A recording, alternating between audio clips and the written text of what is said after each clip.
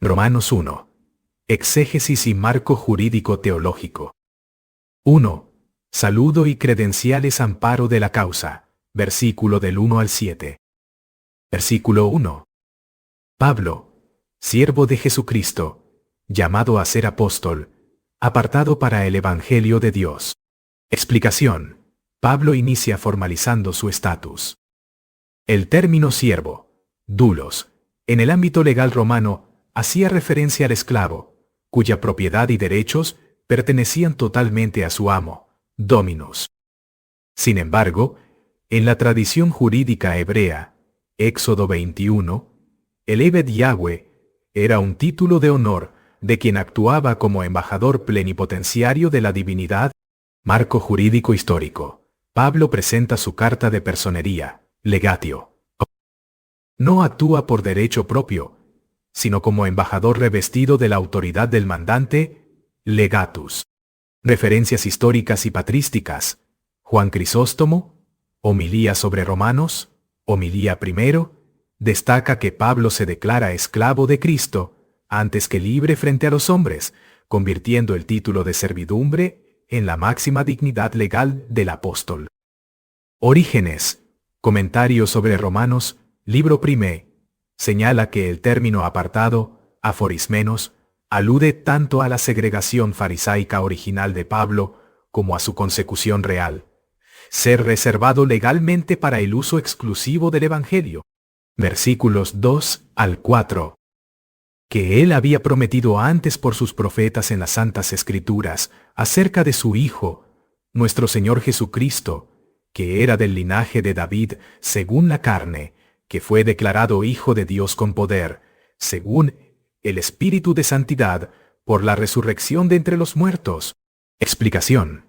Se establece la legitimidad del Evangelio mediante la ley de las promesas, previa pactum.eat. El Evangelio no es un edicto nuevo sin antecedente, sino el cumplimiento de un contrato histórico estipulado en las Escrituras. Marco jurídico histórico. Pablo usa el término declarado, oristentos, un término de foro judicial que significa determinado o decretado formalmente por sentencia.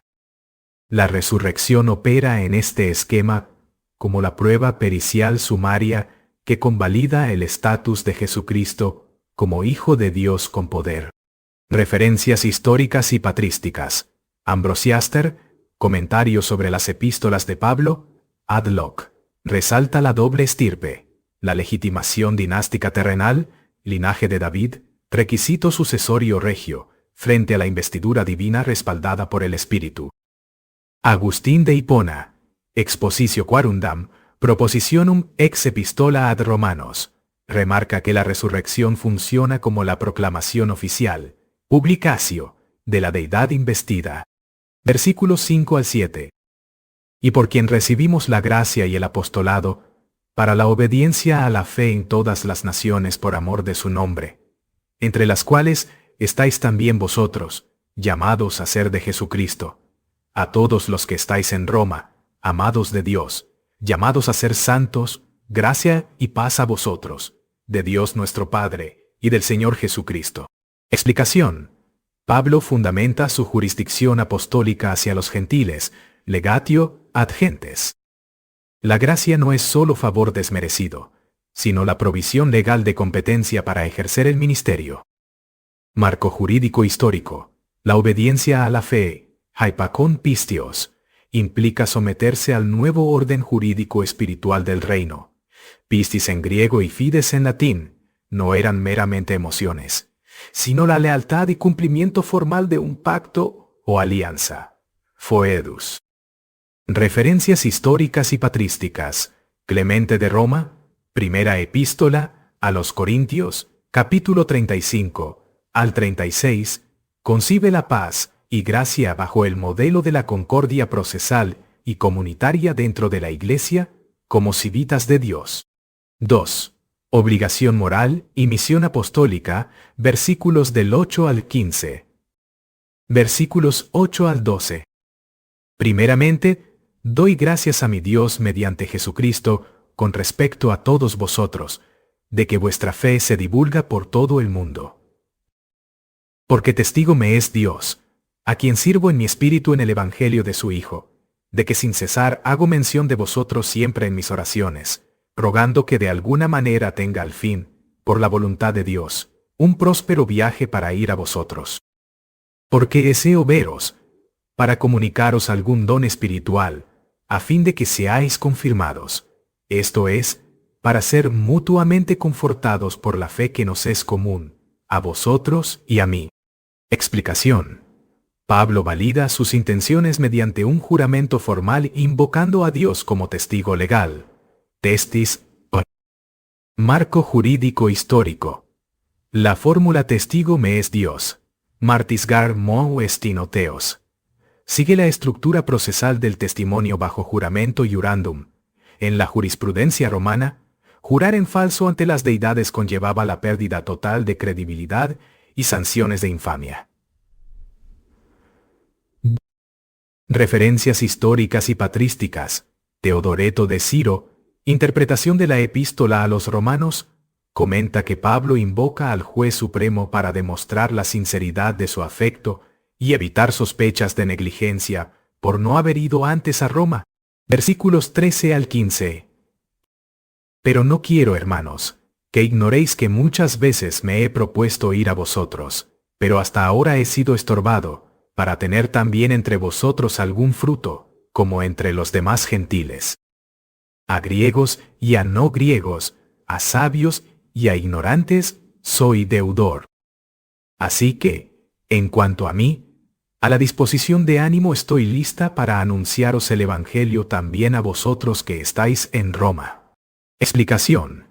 Pablo se declara formalmente en situación de gravamen o deuda, o feilet, debitor. Marco jurídico histórico. En el ius civile romano, la obligación, obligatio, es un vínculo jurídico que compele a pagar una prestación. Bien. Pablo sostiene que haber recibido la revelación para los gentiles genera un encargo pasivo en su patrimonio moral. Le debe el Evangelio a la humanidad gentil. Referencias históricas y patrísticas. Juan Crisóstomo, Homilías sobre Romanos, Homilía segundo, enseña que el apóstol se considera un depositario de bienes ajenos. Retener la predicación equivaldría a un delito de apropiación indebida de gracia encomendada para los demás. La tesis central. La justificación y la justicia de Dios, versículos 16 al 17. Versículo 16. Porque no me avergüenzo del Evangelio, porque es poder de Dios para salvación a todo aquel que cree, al judío primeramente, y también al griego. Explicación. El Evangelio es caracterizado como dunamis, fuerza ejecutiva, y garantía de salvación en un ámbito jurídico universal. Marco jurídico histórico. Roma respetaba los fueros y privilegios históricos, ius iudaicum. Sin embargo, Pablo presenta un fuero universalista, donde la prioridad formal del judío, en el pacto histórico, no excluye la plena ciudadanía espiritual del gentil mediante la fe. Versículo 17. Porque en el Evangelio, la justicia de Dios se revela por fe y para fe, como está escrito, mas el justo por la fe vivirá. Explicación. La expresión justicia de Dios, dikaiosyn theo, Justitia Dei, es el núcleo normativo de la epístola. Marco jurídico histórico. En la jurisprudencia convencional, la justitia es dar a cada uno lo suyo, según la definición de Ulpiano en el Digesto, pero la Justitia Dei Paulina no es meramente punitiva ni distributiva. Es una justicia vindicatoria y declarativa. Dios declara justo, dikaio, al imputar la rectitud procesal al creyente mediante la fe, citando la jurisprudencia profética de Habacuc 2:4. Referencias históricas y patrísticas. Martín Lutero, Prefacio a la Epístola a los Romanos, obras de Lutero, redescubrió este concepto legal, entendiendo que la justicia no es la severidad con la que Dios castiga, sino el don normativo con el que nos reviste y justifica pasivamente mediante la fe. Ambrosiaster. Explica que la justicia de Dios se revela porque Él juzga sin acepción de personas, ofreciendo el perdón por la fe sin la exigencia ritual de la ley ceremonial mosaica. 4. El juicio divino y la acusación universal contra la humanidad, versículos 18 al 32. Versículos 18 al 20. Porque la ira de Dios se revela desde el cielo contra toda impiedad e injusticia de los hombres que detienen con injusticia la verdad. Porque lo que de Dios se conoce, les es manifiesto, pues Dios se lo manifestó.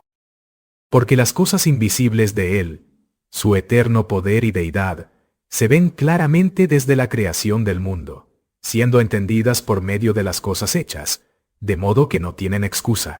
Explicación. Presentación del acta de acusación formal, indictment, contra el mundo gentil. Marco jurídico histórico. Pablo utiliza la figura del derecho natural, ius naturale, ampliamente discutido por juristas estoicos romanos como Cicerón, de República. La naturaleza es una revelación general que actúa como prueba documental. Por ende, la humanidad incurre en contumacia y queda anapologontau, sin defensa procesal, sin excusa. Referencias históricas y patrísticas.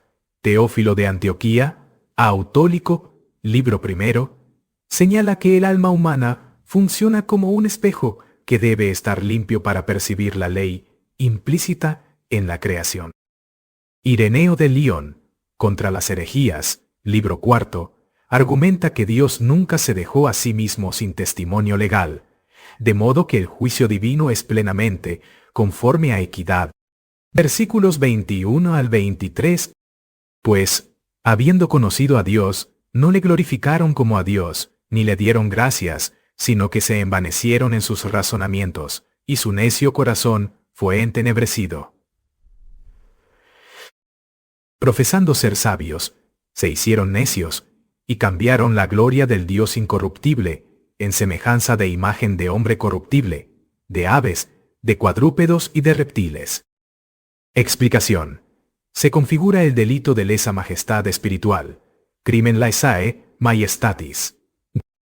Marco jurídico histórico. En el derecho romano, usurpar los honores debidos al Augusto o atribuir atributos imperiales a estatuas ilegítimas configuraba la mayor traición al Estado. Pablo aplica esta figura al culto idolátrico. La humanidad sustituyó la soberanía del Creador incorruptible por efigies criaturales. Versículos 24 al 28. Por lo cual también Dios los entregó a la inmundicia en las concupiscencias de sus corazones, de modo que deshonraron entre sí sus propios cuerpos. Por esto Dios los entregó a pasiones vergonzosas. Y como ellos no aprobaron tener en cuenta a Dios, Dios los entregó a una mente reprobada para hacer cosas que no convienen. Explicación. La sanción o pena judicial, poena, impuesta por Dios, no es un rayo milagroso inmediato, sino el abandono judicial, entregó, paradoken. Marco jurídico histórico. Se trata de una pena del tipo lex talionis, ley del talión moral. En sentido judicial, Dios retira su gracia restrictiva y abandona al reo a las consecuencias de su propio delito. En términos procesales, se emite un fallo de abandono, derelictio pon. Referencias históricas y patrísticas. Agustín de Hipona, De Civitate Dei, libro 14, sostiene que el castigo por la desobediencia primera es que el hombre sea entregado a la desobediencia de sus propias pasiones. Clemente de Alejandría, Estromata, libro segundo, analiza cómo el rechazo voluntario del conocimiento deriva en una perversión de la facultad juzgadora de la mente. Adoquimos nous. Versículos 29 al 32.